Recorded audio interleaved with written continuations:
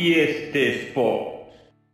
Mesdames et messieurs, bonjour, salut les amis, j'espère que vous allez bien. Bienvenue à la chaîne Ibracho TV IST Sport pour parler tout simplement de plein de choses qui se passent en ce moment. On va parler tout d'abord de Hakim Ziyech qui a annoncé sa retraite internationale. On va parler de la sélection marocaine qui a gagné 4 places dans le classement de FIFA. On va parler de la Coupe du Monde des clubs et de Chelsea surtout qui vont jouer la finale contre Palmeiras demain à 17h30. Et on va parler aussi de la Ligue des champions africaine, du Raja et du WAC. Voilà, donc ça, c'est ce qu'on va faire dans cette vidéo-là, tout simplement. Donc commençons par Hakim Ziyech. On a tous vu qu'est-ce qui se passe entre Ziyech et la Fédération royale marocaine.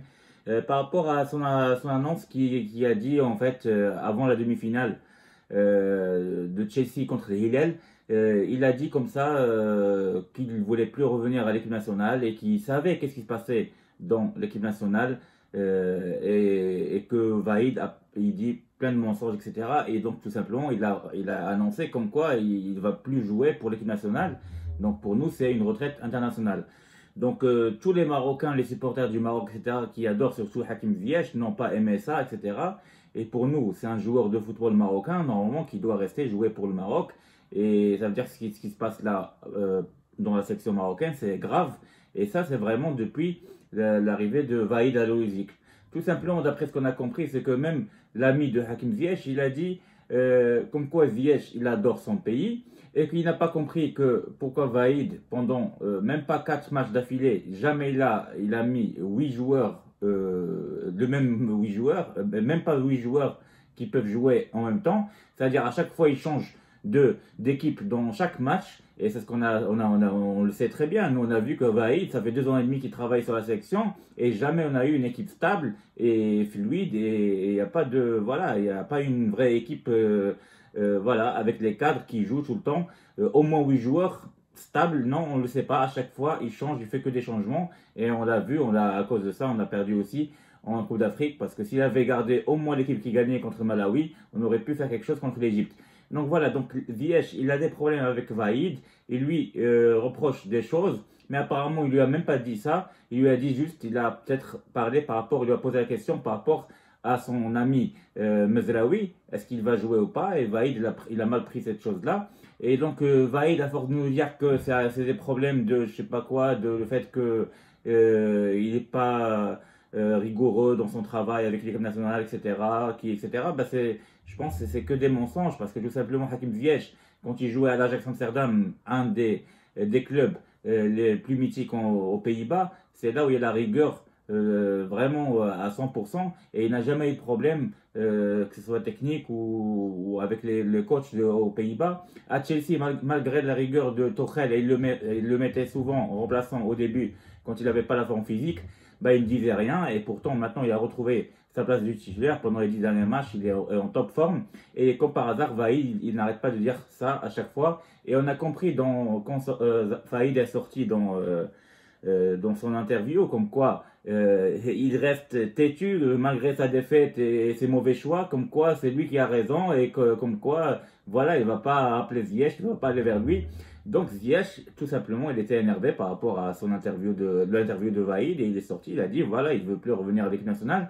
Et moi personnellement, je pense qu'il veut plus revenir à l'équipe nationale, surtout à l'époque de Vaïd. Donc si la fédération du foot marocain arrive à tout simplement se débarrasser de Vaïd parce que maintenant ils peuvent pas parce qu'ils ont le contrat qu'il peut pas, s'il se sépare de lui, ils vont lui donner beaucoup d'argent. Donc on va attendre que après un mois et demi, donc en fin de mars, après les qualifications de la Coupe du Monde, des barrages, peu importe ce que fait Vaïd, peut-être la fédération elle va trancher, elle va prendre une décision, et si elle donne beaucoup d'argent à Vaïd pour qu'il se casse tout simplement, ils vont rappeler forcément Hakim Ziyech, Mezraoui et tous nos joueurs qu'on a besoin de tout simplement. Donc ce qui concerne par rapport au classement FIFA de l'équipe nationale, il y en a qui s'en foutent, ils disent non, nous on veut uniquement les titres, etc., les coupes, etc., mais on s'en fout du classement.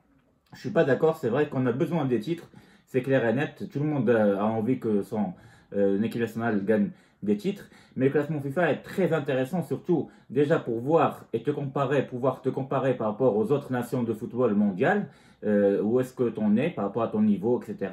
Et surtout, concernant quand il y a eu des tirages au sort, que ce soit pour la Coupe d'Afrique, la Coupe du Monde, les barrages, etc., c'est important d'être dans les meilleurs chapeaux, comme ça tu vas jouer contre des équipes qui sont un peu moins fortes sur papier. Voilà, parce que si vous vous rappelez bien, en Coupe du Monde 2018, on était mal classé, on était plus que 40e et on était dans le chapeau 4. C'est pour ça qu'on est tombé contre le Portugal et l'Espagne en même temps. Et l'Iran qui était dans le chapeau 3. Donc ça veut dire qu'on a rencontré des équipes très fortes en Coupe du Monde. Là, pareil, là, avec le barrage, maintenant, on est 24e dans le monde. On est deuxième en Afrique après le Sénégal. Voilà, avec 1547 points. Donc le Sénégal il est 18e au monde et le Maroc juste après qui est la première équipe arabe non classement. C'est très important parce que dans le barrage déjà c'est nous qui vont jouer chez nous le deuxième match qui est très important dans le barrage et donc ça c'est justement grâce au classement. Et après pour le mondial, est-ce que si on arrive à monter dans le classement et on arrive à être parmi les 18 premiers ou les 16 premiers, est-ce qu'on peut être mis dans le chapeau 2 carrément pour le mondial si on arrive à se qualifier? On ne sait jamais. Et si on est dans le chapeau 3, c'est déjà pas mal. C'est mieux que d'être dans le chapeau 4. Donc le classement FIFA, c'est très important. Ce qui concerne maintenant la Coupe du Monde des clubs, on a tous vu que les demi-finales, que l'Ahli de l'Égypte a perdu contre Palmeiras, les Brésiliens, 2-0. Palmeiras, ils ont l'air costauds, physiquement ils sont prêts, ils veulent gagner cette Coupe du Monde des clubs parce que ça fait un moment donné maintenant que c'est les Européens qui la gagnent. On a vu le match de Chelsea contre le Hilal Saoudi de l'Arabie Saoudite, contre qui ils ont perdu la Coupe arabe contre le Raja Casablanca. Bah, ils ont fait un très très bon match contre Chelsea, surtout la deuxième mi-temps. Chelsea a joué très bien la première mi-temps, surtout quand il y avait Hakim Ziyech. Franchement, il était magicien dans ce match-là. Pour moi, c'est l'homme du match, clairement, avec Christensen en défense qui était pas mal. Mais en deuxième mi-temps, je pense que le coach, même malgré à distance, en fait, il l'a fait sortir à la 72e minute pour essayer de mieux défendre et aussi pour le reposer pour la finale parce qu'il savait, je pense qu'ils allaient gagner quand même, malgré qu'ils menaient jusqu'au score 1-0. Donc ça suffisait pour que Chelsea arrive à gagner. Voilà, donc les Hilal, malgré tout, il faut leur dire hard luck et les féliciter pour leur match qu'ils ont fait. Le match qu'ils ont fait, c'était un très très bon match. Et donc maintenant, Chelsea va rencontrer Palmeiras demain à 17h30, samedi à 17h30. Ça va être un grand match pour la finale de la Coupe du Monde des clubs, sachant que Chelsea n'a jamais gagné la Coupe du Monde des clubs. Et s'il arrive à la gagner, ce serait la première fois de l'époque de Abramovich de Chelsea. Voilà, donc ce qui concerne la Ligue des Champions africaine, aujourd'hui il y a le WAC, le Wydad de Casablanca qui va jouer contre Sagrada d'Angola à 20h du soir. C'est le premier match de la Ligue des Champions tout simplement. On sait très bien que le Wydad en ce moment elle a des problèmes d'argent et même des recrutements qui ont été interdits par la fédération marocaine. Mais je pense que Wydad elle a pas mal de joueurs qui peuvent jouer, qui sont très bien d'ailleurs parce que c'est le Wydad qui est premier du championnat du Maroc.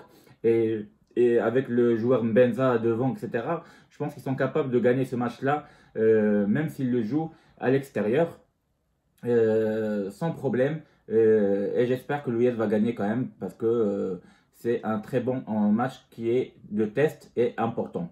Demain, le Raja va jouer contre Amazolo de l'Afrique du Sud. Ça sera à 20h aussi. C'est un très beau match aussi de test pour le Raja de Casablanca. On sait que le Raja, maintenant, est le deuxième après le Wydad au championnat de 6 points de différence. Ils n'ont pas réussi à gagner malgré le match nul de Wydad et ils auraient pu monter dans le classement, mais finalement, il y a toujours le même écart. Donc le Raja a intérêt de gagner aussi demain, sachant qu'ils ont ramené pas mal de joueurs pendant ce mercato d'hiver. Au moins 6 joueurs, parce que pour l'instant, ils n'ont pas réussi à avoir 9 joueurs à cause des problèmes avec la fédération. Juste un truc avant de finir cette vidéo. Ce qu'il faut savoir, c'est que en 2023, apparemment, il y aura une nouvelle ligue, Super League en Afrique qui va être entamée. Et apparemment, ce qu'ils voulaient faire ici en Europe, ça va se faire en Afrique. Et apparemment, Infantino et la FIFA, ils ont pu convaincre la CAF du fait de faire une Super League avec les meilleurs équipes africaines en 3 poules. Chaque poule a 8 équipes. C'est-à-dire il y aura une poule pour l'Afrique du Nord, une poule pour l'Afrique centre et une poule pour l'Afrique au sud de l'Afrique. Et donc il y aura 8 équipes dans chaque poule et il n'y a que les 5 premiers qui se qualifient au huitième de finale. Donc il y aura 15 plus le meilleur sixième, ça fait 16 qui vont se qualifier en huitième de finale et après ça nous donnera en match aller-retour au huitième, après les quarts, après les demi-finales et la finale. Ils n'ont pas encore dit est-ce que ça sera en aller-retour ou un seul match en terrain neutre. Donc ça apparemment ils l'ont dit clairement qu'il n'y aura plus la Ligue des champions africaine comme à son habitude maintenant et la Coupe de la Confédération. Donc ils veulent tout chambouler. Il y en a qui sont d'accord, il y en a qui ne sont pas d'accord. Apparemment, il y a plein d'équipes qui sont d'accord parce que tout simplement, ça va générer beaucoup d'argent, cette Super League. Et ils vont gagner plus que 10 millions de dollars. Alors qu'avant, c'était juste 4 ou 5 millions de dollars. Maintenant, ça va être le double. Et donc, les clubs, ils ont intérêt, comme ils ont des problèmes de financiers, donc ils ont aimé ça.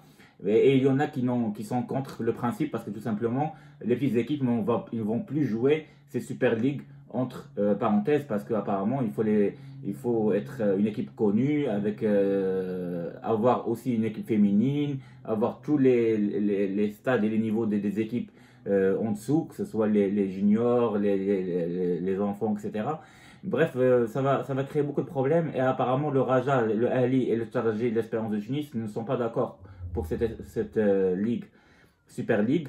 Moi personnellement, je trouve que moi j'aime pas changer. Moi je suis quelqu'un de conservateur, donc pour moi la Ligue des champions africaine elle était très bien. Il fallait juste rajouter un peu d'argent et la mettre par exemple à 8 millions de dollars à la place de 5 millions de dollars. C'est tout, parce que c'était très bien le fait que le premier et le deuxième jouent la Ligue des champions et le troisième, le quatrième ou avec celui qui gagne la coupe de chaque pays joue la Coupe des Confédérations. Le fait maintenant de faire une Super League, on va avoir beaucoup plus de matchs. Déjà avant on avait 14 matchs en tout, maintenant il y aura 14 matchs plus 6 autres matchs, 8e, quart, demi, plus 7 matchs, c'est-à-dire 21 matchs en tout. Donc c'est un peu trop, je trouve.